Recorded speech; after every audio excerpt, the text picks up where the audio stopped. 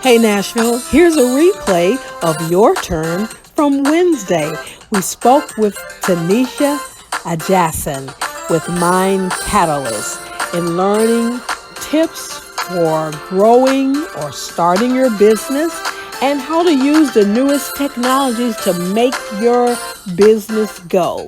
Here's a replay. Good afternoon and welcome to another edition of Your Turn. I'm Sherre Bishop, your host, and boy, do we have a great show up for you. I'd like to call this show a helping show, because it's going to help you live your dreams and succeed at your dreams in business. And we're going to get some tips from an expert on how to kind of design your plan and how to deal with your checklist and make sure you check off all the important things. It's better to know what you're doing before you get started, before you make those mistakes, because they can be costly. So, hey, you want to stick around and tune in to this show. Now, we always start off sometimes with a little bit of local news and national news and what's going on in our world. But because this show is a little bit different, I want to give you a little bit of information about the Nashville area, since the primary base for our listenership that you are here in Nashville. Well, the Nashville region is home to more than 1.9 million people and more than 40,000 businesses. Middle Tennessee is a diverse economy. It's not just country music. Well, and we used to say low cost of living and a low cost for doing business, and it is low considering what you might pay in, say, a New York or California. But it's a creative culture and a well-educated population. And Davidson County is largely urbanized with extensive residential areas and a population growth which is continuing to grow. They said at one point, the mayor said there was like 1,000 people a week moving here, and then it went down to like 100 people a week. And maybe it's stabilized now, but as you can see, if you look around, you see all the construction and all the things going on. And the population growth continues to increase due to the advantages of diversity in work experiences, work opportunities, the labor supply, and development opportunities. Let me show you what that growth looked like. 2006, just in the circle of near the downtown area, there were 2,280 people. That's 2006. Then by 2009, it had doubled to 4,986. That's just Davidson County now. So it gives us something to think about. Our population continues to double, more than double, about every year. And so there we are with that. The cost of living still, they say, according to the chamber, ranks among the lowest for cost of living in comparable cities across the nation, ranking more cost efficient than Atlanta, Austin, Jacksonville, Cleveland. The overall cost of living is 3.3% less than the national average. And with that, we're talking about, say, groceries, housing, utilities, and the like. The hospitality industry, 71,000 jobs are directly related to the hospitality industry. So what does all of that mean? All of that means that those are opportunities. Those are opportunities for work, to live and build your dream. And that brings us to our guest today, Carnellia Ajasin. She is CEO of Mind Katalyst, a technology and innovation design firm. She and her team have helped nonprofits, various organizations, entrepreneurs, startups, and working on digital trends, emerging technology, and creating growth through the development of meaningful and innovative products and services. Carnellia, welcome to Your Turn. Thank you so much for having me. I appreciate your time. Thank you. Well, let's get right into it. When you are working with people, what are some of the things that you're hearing them say about their business that lets you know that they've got a great dream, but they don't have the right things in place to get started? Well, typically, when clients come to me, they're at a place where they're looking to either develop another revenue stream, or they're looking to contour or to edit or to enhance the services that they already provide. And oftentimes, they may not be in a tech space, so they may see that there's a void in terms of experience or knowledge around how to develop a technology product, whether it be a software application or a hardware application or some sort of app or anything in between. Okay, I understand. Well, how do you, when you're working with them, how do you help them to kind of vet their ideas so they can determine if they're, say, if it's a product? I mean, let's say I bake cupcakes and I do them in a creative, unique way. And, I'm your client. Of course, this is a hypothetical situation. I don't bake. But, I bake cupcakes and I want to start a business, but I've not done my due diligence to vet my idea. How would we get started? Well, the first thing I do is, because I have a framework that I actually utilize with my clients, and so what we typically do is to kind of look at, you're baking cupcakes, but I like to start with not just an idea of what you're doing, but what problem you're solving. So perhaps you're baking cupcakes for people who are gluten-free, or you're baking cupcakes for people who can't, find it hard to find cupcakes, of a particular flavor, or maybe exotic combinations, or something like that. So what is the first step in that is figuring out what's the problem that you're solving. What is the problem that your product or your service is solving? Once we do that, once we determine what the problem is that your product is solving, then it's a matter of kind of narrowing down which flavors in terms of, if we're still using the same example of the cupcakes.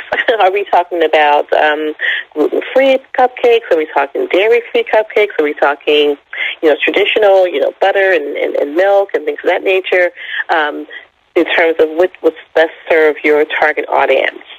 Okay, so once that's determined, then we want to actually do a storyboard around the idea itself. So let's say we selected that we're going to do gluten-free types of cupcakes, and we're only going to serve them, of course, for people who have gluten sensitivities.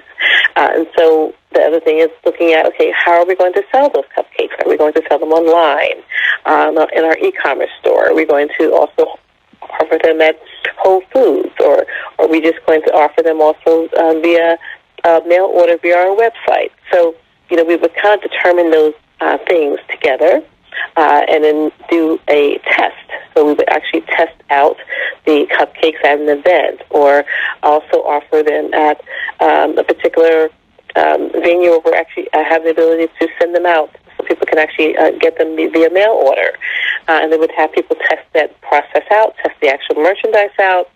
Once it's tested, we would get feedback from those testers who are tasting the cupcakes or have experienced the company as a whole in terms of the customer experience. And so once we've gotten the feedback from those customers, we'd evaluate the feedback together to ensure that feedback that is pertinent to our growth makes sense is something that we would actually implement. If you have about 10% of customers complaining that they don't like the taste of the butter, I wouldn't necessarily change that butter, because there's only 10% of the 80% of the population. So it's not a large population of which to change the butter, for instance. If you had, of course, consequently, if you had a larger percentage of people who were complaining about maybe the flavor of the cupcake, maybe upwards of 40+%, then of course that's something that you might want to take a look at in terms of evaluating and doing some change management around. So you said something interesting. You said that your tasters are testing things out. So it sounds like whether you're baking cupcakes or providing a food product or whether you're providing a service, that things should be tested. Yes, testing is really important, and you have to test before launching. Most people, some people who come to me, they think, I want to develop this app, and then they develop the app, and as far as they're concerned, testing should only be a week or 2 days or something like that, or with just one sample of people, and that's just not the right way of doing things. Testing can happen over time. Actually, even after your product isn't even on the market, you're still testing because you want to get that feedback, and that's going to help your product to grow. I also tell people when they look at Facebook or Twitter or LinkedIn and some of these major known applications, when they first came out in the market, they looked nothing like they look today, right? So the way they look today is a direct result of testing, as a direct result of feedback that was gotten and garnered and gathered from users, people who are giving feedback on what their experience was like in using their products. And so it would be the same thing with the cupcake example. So over time, the cupcake would evolve in terms of flavor, and the packaging would evolve, the website would evolve, how it's being delivered will evolve. Everything will be evolving based on the feedback that you're getting from people who are testing it on a regular basis. Okay, I got an email in from one of our listeners who had this question. And it relates directly to the testing. And this person is in business and has a service, a consulting service. And so he's asking, so are you saying I got to offer some stuff for free before I fully get started to do some testing? I'm thinking that maybe it does say that because, hey, you might as well do something for free and see how it works before you have skin in the game.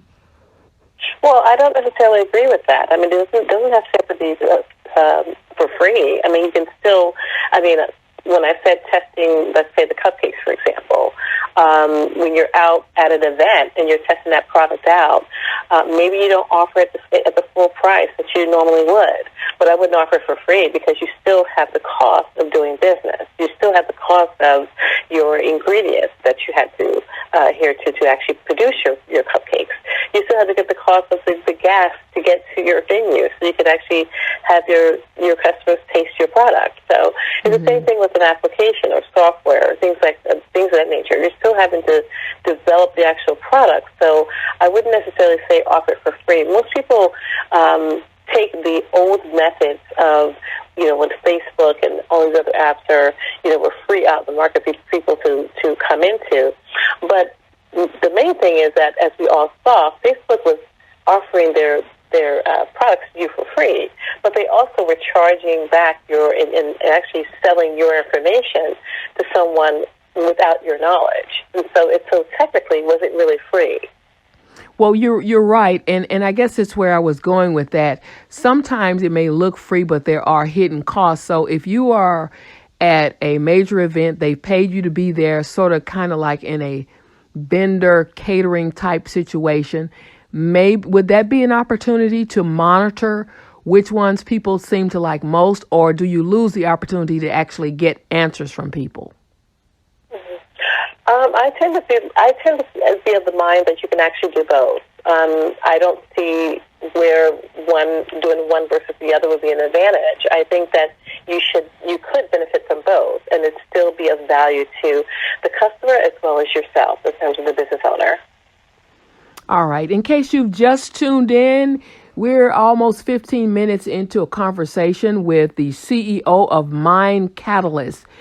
She is Carnellia Ajasin, and technology and innovation design firm. Her team helps ambitious organizations. You hear that? Ambitious organizations, nonprofits, startups, and yes, entrepreneurs help you to stay relevant and understand digital trends and emerging technology and create growth so you can have a meaningful, innovative, successful product or service. So you're in the right place if you just tuned in. Carnellia has been sharing with us some tips. One of the things I kind of want to go back to, we talked about testing, which is important. For some reason, I keep thinking about that shark show where these people go in front of this panel of potential investors. Well, investors, they're not potential. The potential is on their end on whether or not they take it. But they always ask questions related to some of the stuff you've even shared just in this first few minutes about testing. But then I want to go back to one other thing you mentioned with problem solving. Those investors they want to know that you're not just up here with some idea, that you have done your due diligence to vet your idea, to understand what the problems are, and you figured out how to get over those hurdles, and that you understand the cost involved and that you aren't reckless. So with the problem solving, it seems like that's a huge, huge part of the thing, because when you start to ask them about things related to problem solving, it sounds like a lot of times their idea may evolve into something else once they discover things. Like with the cupcakes, the analogy that we've been using, if you find out that people just don't like the brownie type cupcakes, because when they want a brownie, they want a brownie. And you might want to get rid of that if, it's not just the butter. They just they're not buying it. So what have your clients learned when you start to deal with them when it relates to problem solving, when they discover a huge problem that may have to kind of make some major changes?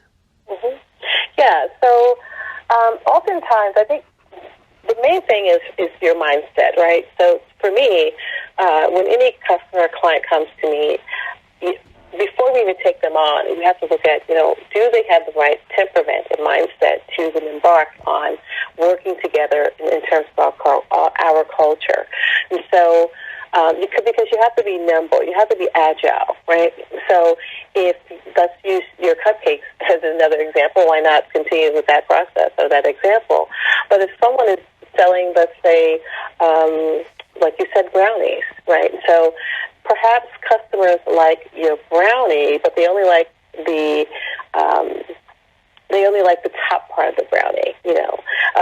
Would that be that you would still sell the actual full brownie, or would you also look at it as a second product for yourself to sell just the top part of the brownie, as opposed to, or like they have here now, I think they have like cupcakes and they have cupcake tops, because some people don't like the bottom. Like myself, I don't like the bottom of the cupcake. I usually, take the bottom of the cupcake and throw that away, and I just eat the top with the icing and then a little bit of the cake. So I actually noticed a company, I think Disneyland, where they only sold the top of cupcakes. So instead of looking at it as a mistake, or looking at it as, what's wrong with these people, these customers who only want the top of the cupcakes, now that's a second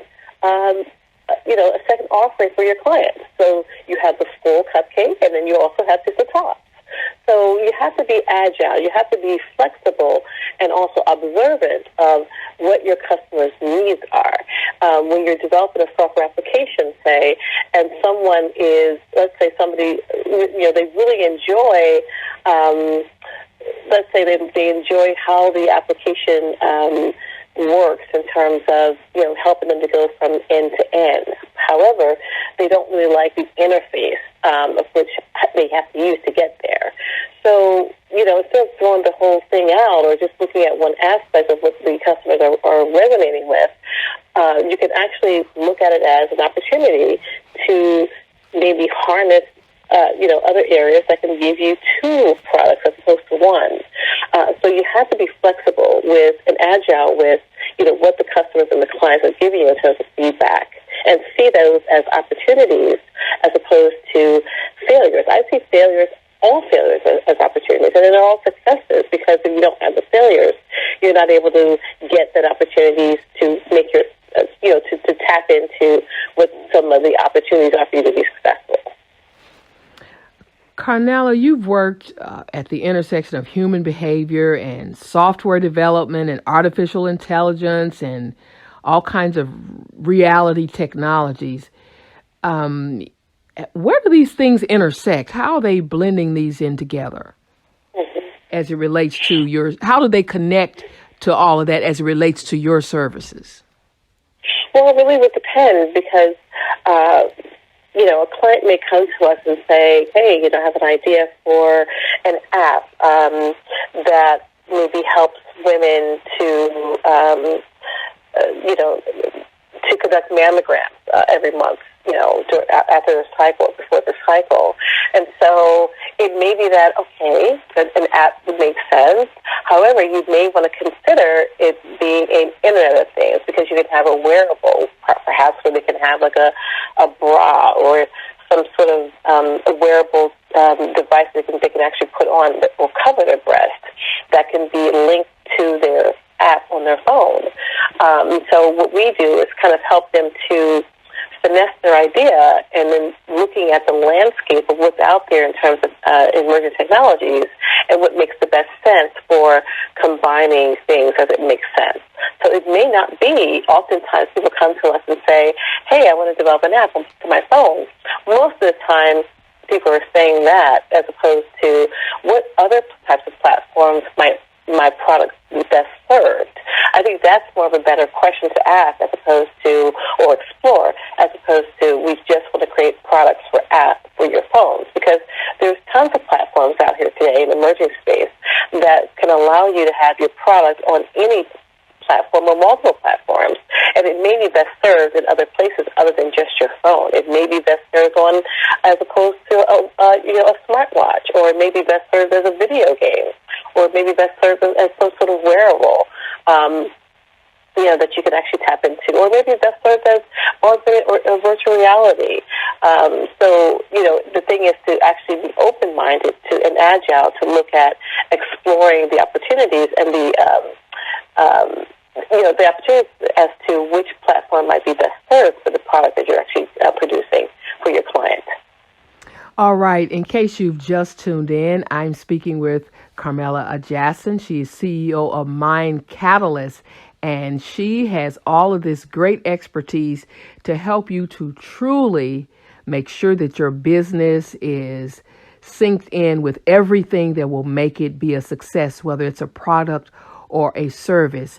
And Nashville, many of our listeners are entrepreneurs and small business owners. So this information can be helpful to you. We've discussed thus far the importance of testing and the importance of problem solving, because these are things that are going to save you money in the long run, because mistakes can be costly. And when we say costly, Carnellia, we're not just talking about money. We're talking about reputation, aren't we? Yeah, absolutely.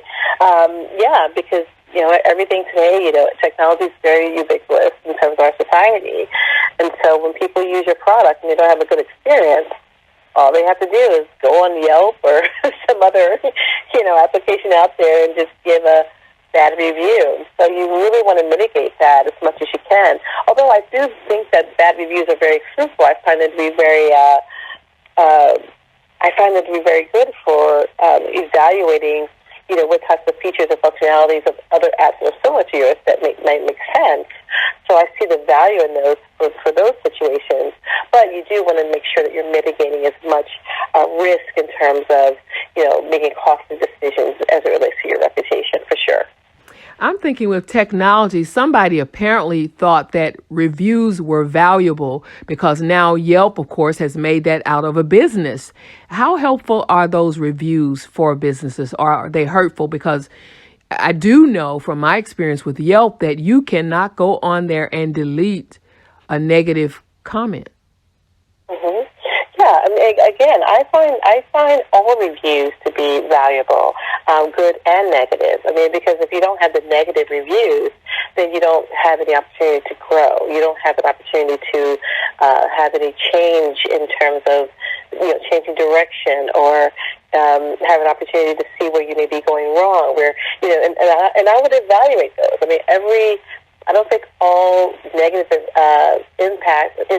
negative feedback or reviews are in the same boat. I feel that they have to be evaluated. And like I was saying earlier, it really depends on the percentages. So let's say you have, 5% of people saying something negative about your interface of your application, like, oh, it's hard to use, I don't understand it, it was difficult to navigate.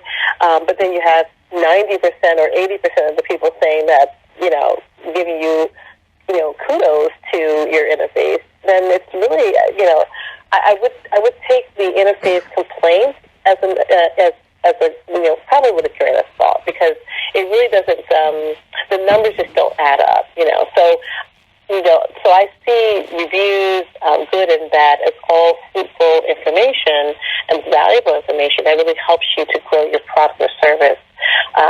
It may be that people may like something. And it may be a high percentage in terms of your features functionality, and that may be something you want to keep doing. So it really informs you as to the direction of your product roadmap. So I find them all valuable.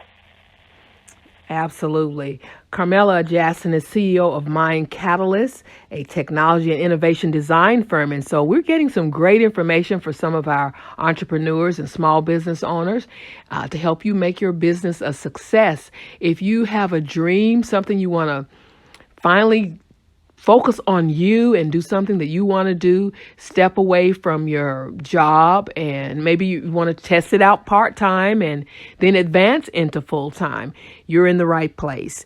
We're going to pause now for just a quick break. And when we come back, I'm going to pick Carnellia Ajasin's brain to find out what trends she's hearing about. And I'm sure it's going to be digital, because everything's digital.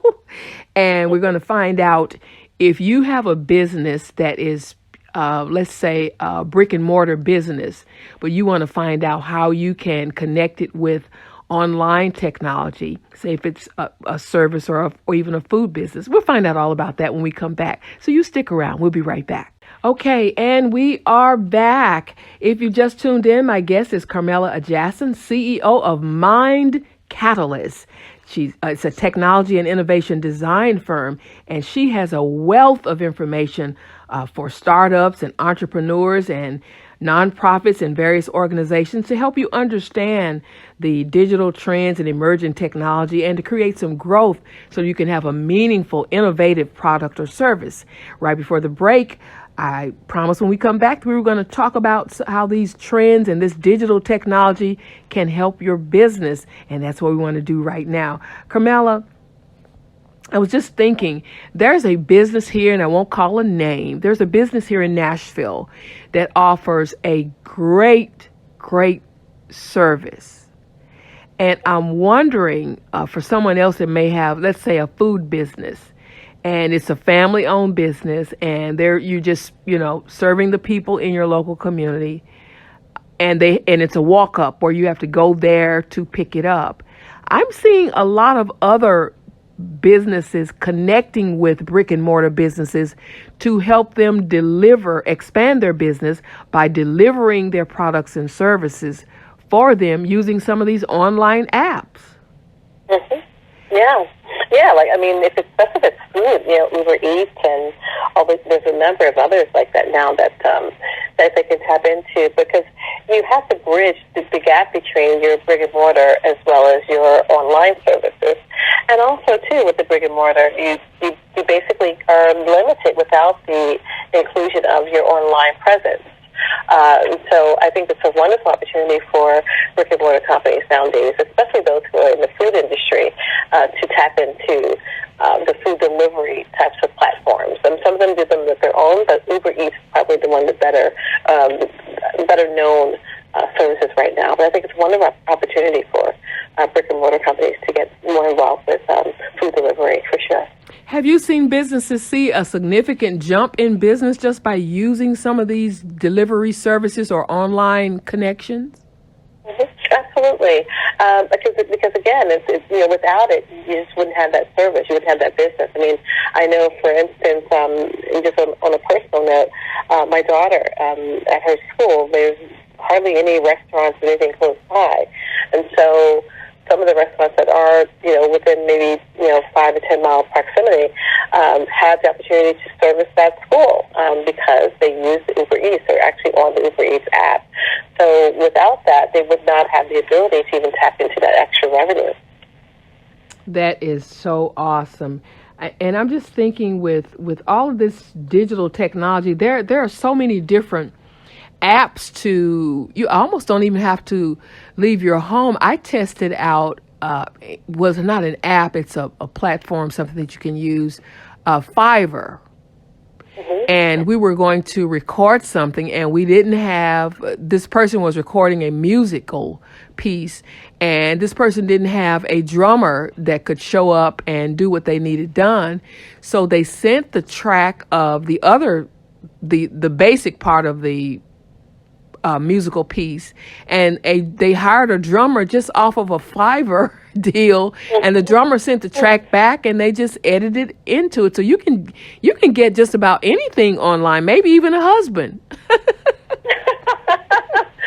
Well, yeah, even that with all the online dating services they have today, you probably can get a husband. I think I actually know quite a few people who have. Oh, wow. That's too funny. Well, I want to get you to share a kind of a product launch checklist for someone that may be listening and I'm sure it will be a broad-based list, but just a kind of a product launch list, some things that they need to kind of look for in launching their product or service.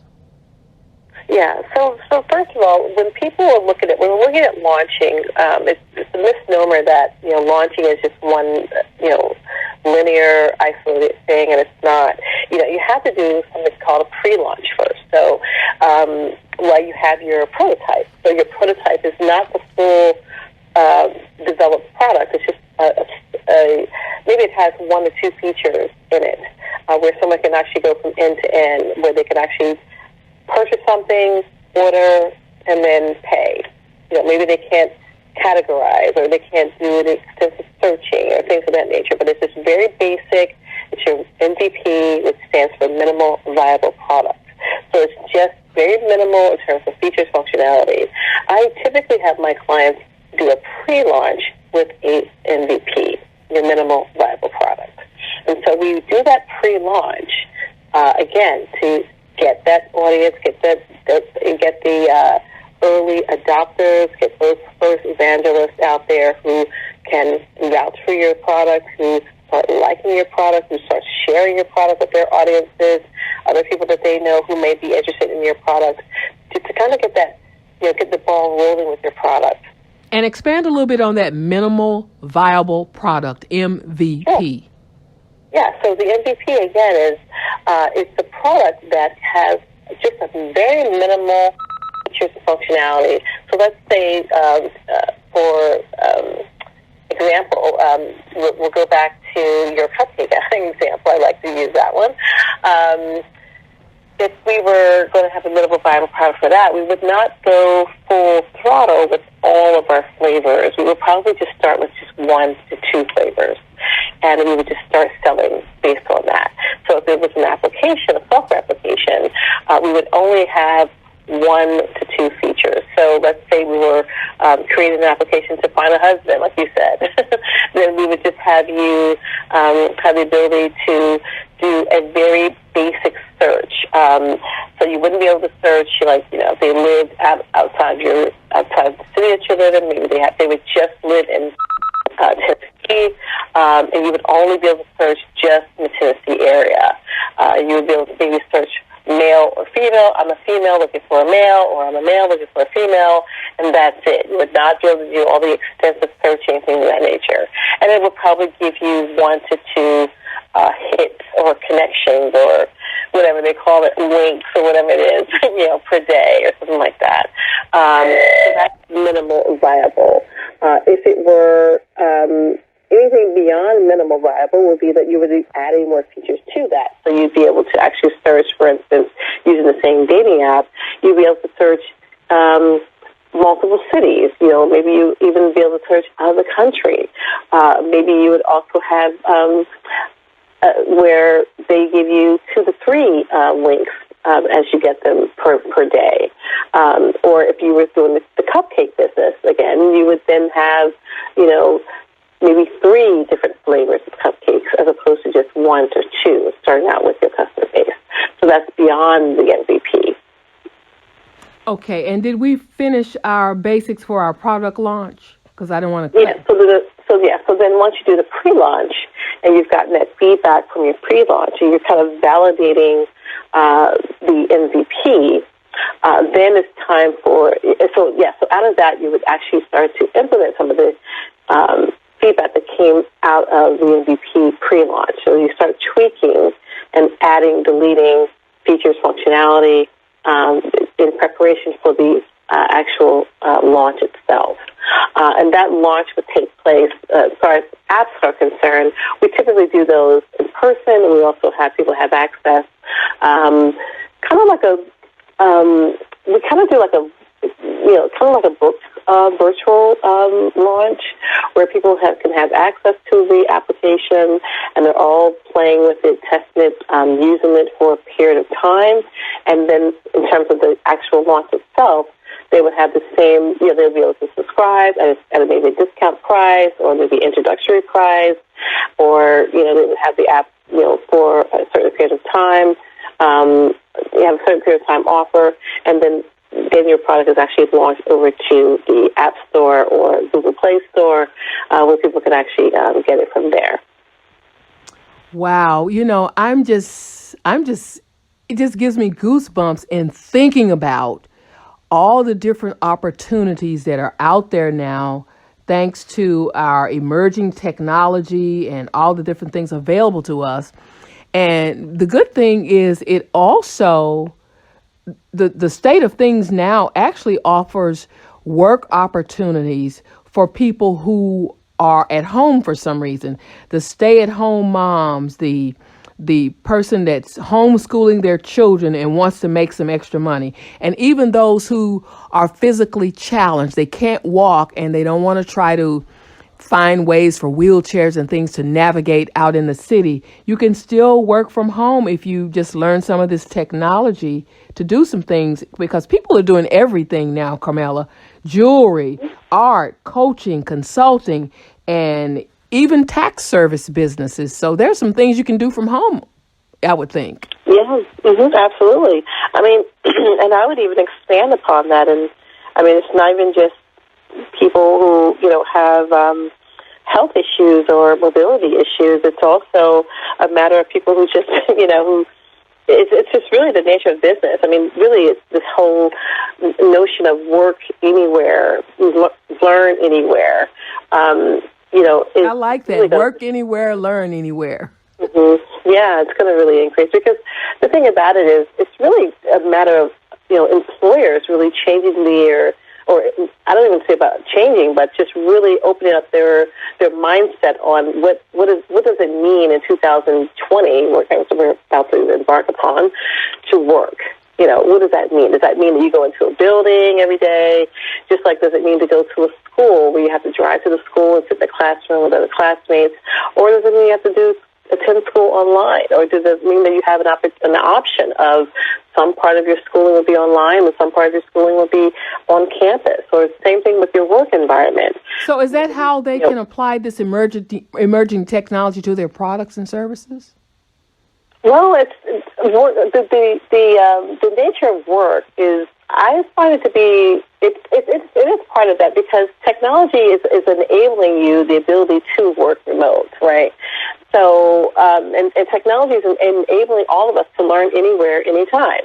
All we need is the application for the learning environment to tap into to learn what we need to learn. And the same thing with your work environment. But I'm saying it bleeds into the issue of, what does it mean to work nowadays? What does it mean to work in the future? Does it mean that we have to drive to our jobs every day to go into an office? I think not. I think that's, we are readily and steadily changing to it being more open, and we have the thanks to emerging technologies for that opportunity. Well, we got a little bit more time left to go, so we got to squeeze this in. We got to get to the money. We got to get to the money. And when we look at these different types of technology, there are ways to reach people and investors without ever even seeing them because of this emerging technology. I was looking at something that crowdfunding and sourcing and that sort of thing. And there was some sort of crowdfunding kind of thing where you could contribute to something, to a massive product or a massive service or venture, with just being a contributor and reap benefits off of that. Does your company get into any of that crowdfunding, sourcing kind of thing?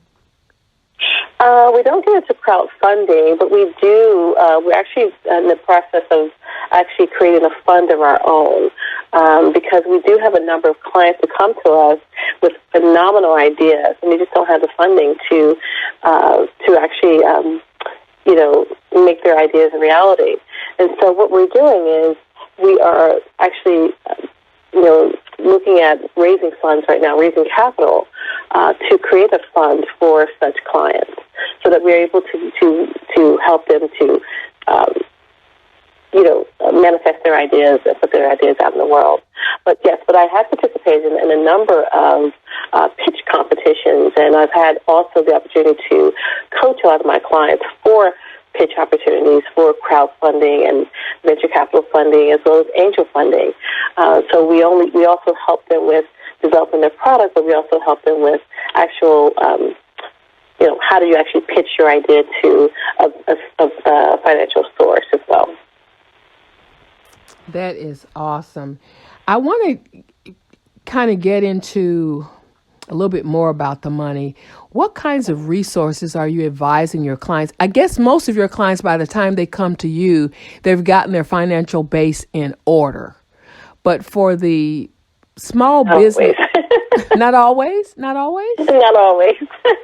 Like I said, some people have their financial things in order, and some people don't. I mean, but they have a great idea, but they just need some funding.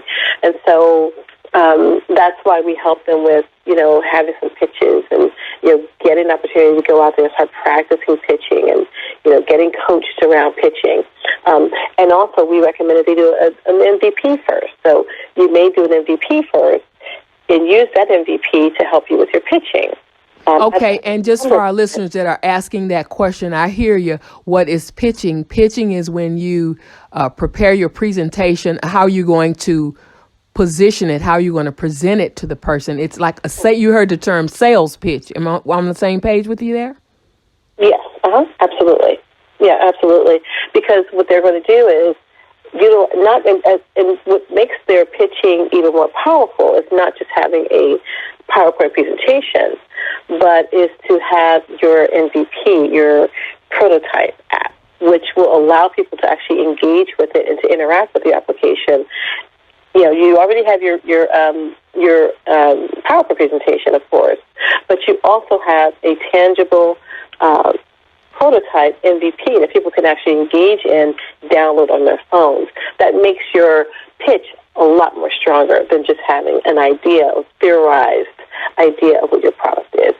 I like the way you frame that, because I just want everybody to hear that loud and clear, because far too many times we think we just put this tired old PowerPoint together and get out there and just start clicking from picture to picture, all these beautiful pictures. And that's not the beginning or the end of it. That's not it. I mean, yes, it's not it.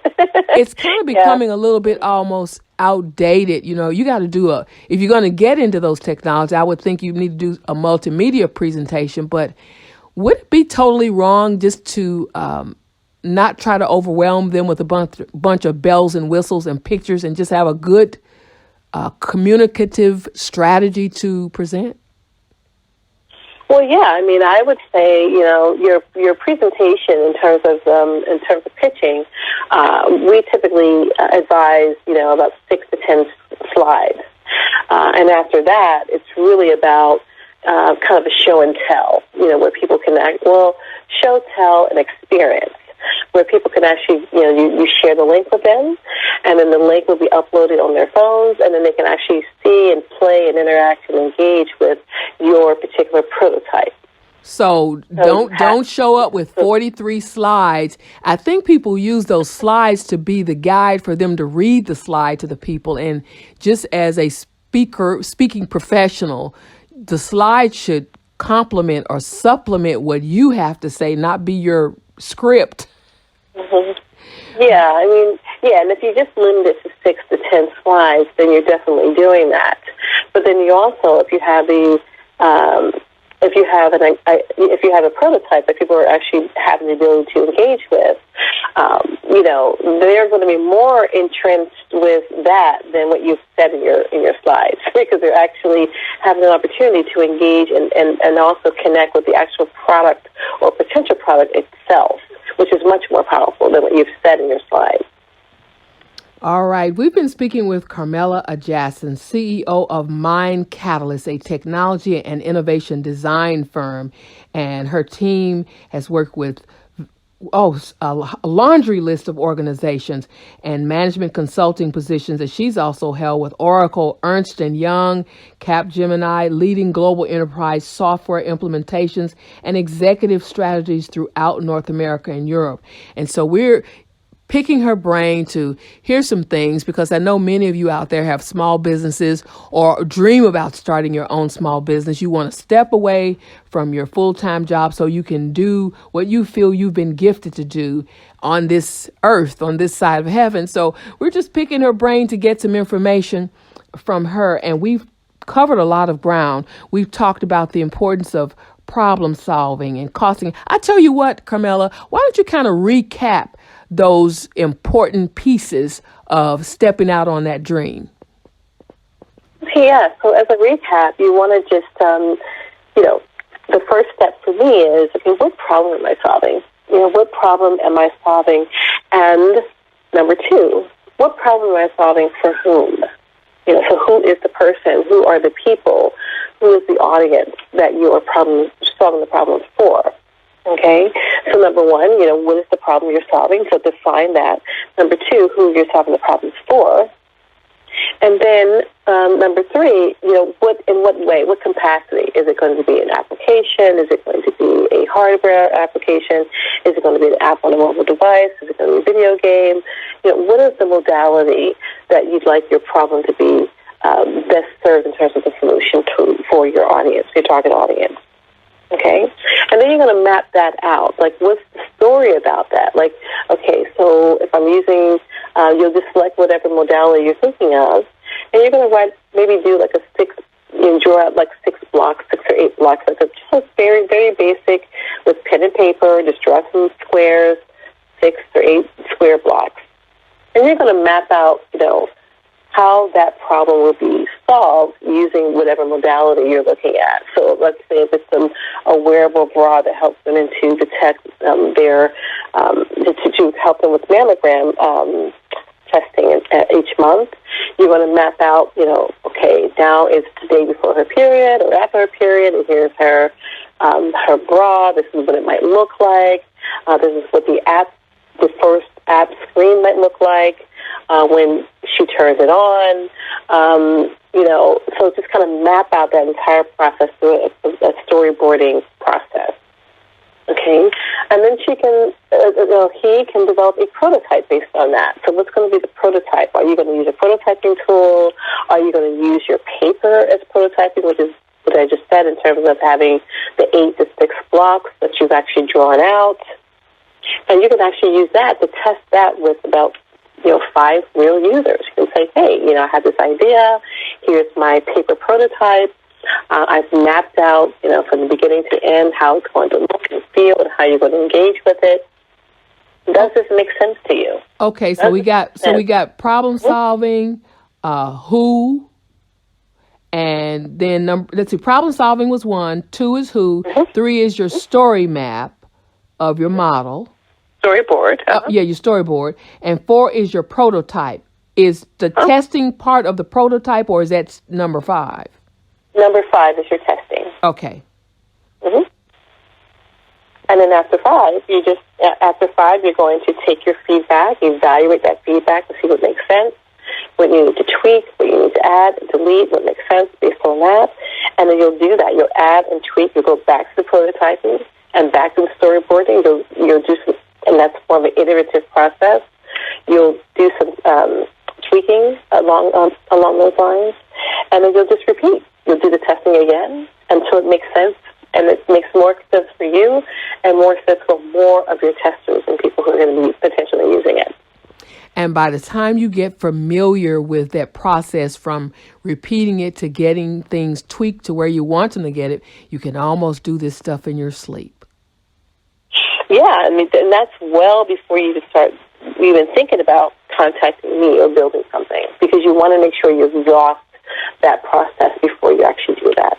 So you're not coming with an idea that's halfway, tested. People, halfway, looked at it and validated your idea. But now you're spending money, time, and energy on something that, when we get to the end of the game, people don't really want. You don't want that situation. Okay. Well, can you leave us with some encouraging words for someone out there who may have a dream, or maybe they tried their business for a short period of time and the money wasn't where they needed it to be, or they had children and kind of got distracted and kind of gave up? What can you say to encourage someone out there possibly listening to this and wanting to do that? Well, I always say just never give up. I mean, you have kids, you have, trials and tribulations in life, marriage, divorce, your parents are, get ill, you get ill, your kids are going off to college, all types of transitional things that are happening in life. But, for me, if it's a goal that you really have in your heart, don't give that goal up, no matter what, And even if you have to work on it little by little, at the weekends, or you have 2 hours in the evening to work on it, or working on it at lunchtime, do that. Do that, and get the support that you need. Like I said, if you go through the basic process of validating your idea, that's simply just with your idea and a piece of paper and a pen, and a few people that you trust to help you to make sure that it makes sense. People that are honest also with you. You don't want somebody who's just being nice to you because they want to help you out, but they're not helping you out if they're not going to be honest with you. Sounds like you shouldn't be talking to your mom. You need to do that. I'm sorry? It sounds like you should not be asking your mother. Well, yeah, I guess that depends, right?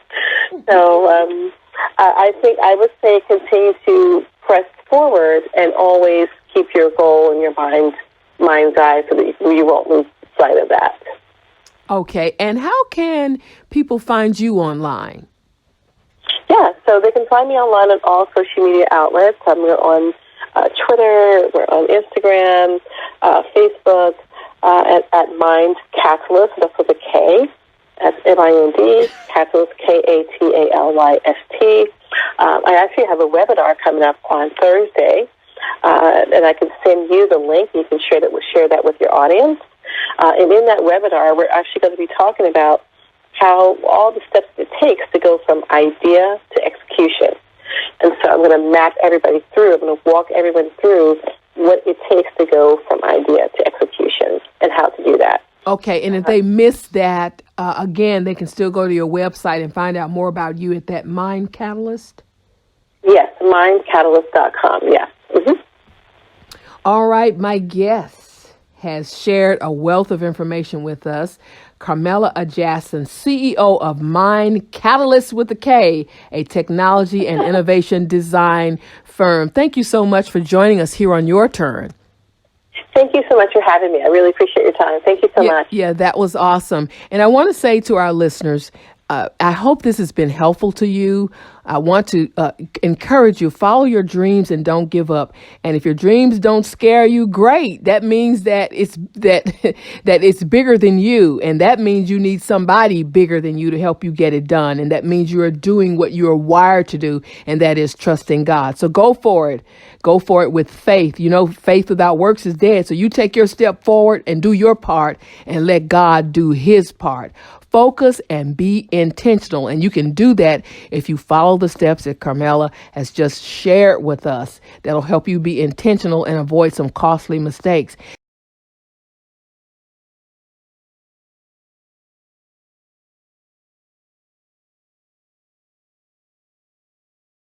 Hey, I'm back in here Monday, October 7th with Nashville's own Rashad Rayford. He's out with a new book called Elevate Your Vibe. If you want to be on your A game in every way, you don't want to miss this show. Tune in Monday at 4. Hey, here at Your Turn, we're building a more informed, collaborative, passionate, and yes, active community. That's why we call it Your Turn.